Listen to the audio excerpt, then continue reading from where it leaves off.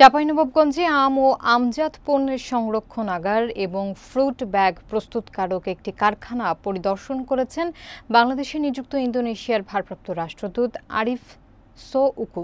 বিস্তারিত থাকছে শেতাউর রহমানের প্রতিবেদনে।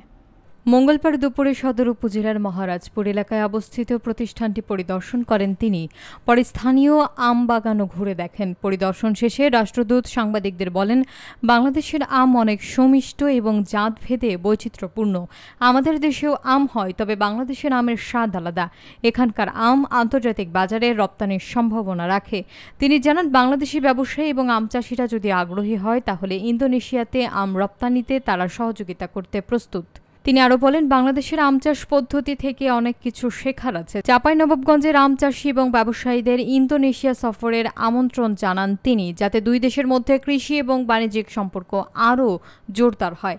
এ সময় আরও উপস্থিত ছিলেন ইন্দোনেশিয়ার দূতাবাসের থার্ড সেক্রেটারি রব্বি ফেরলি হারখা, কৃষিবিদ জহুরুল ইসলাম, চাঁপাই অ্যাগ্রো ইন্ডাস্ট্রিজের chairman Jesmin Akter, managing director Mohammad Shafiqul Islam সহ দূতাবাসের অন্যান্য কর্মকর্তারা।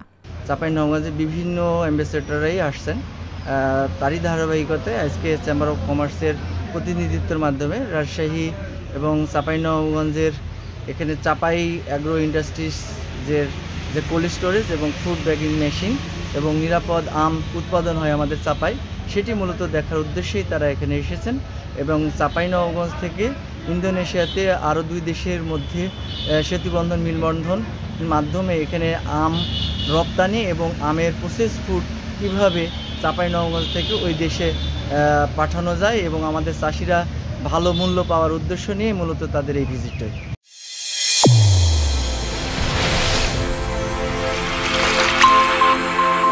চ্যানেল A1 হৃদয়ের স্পন্দন।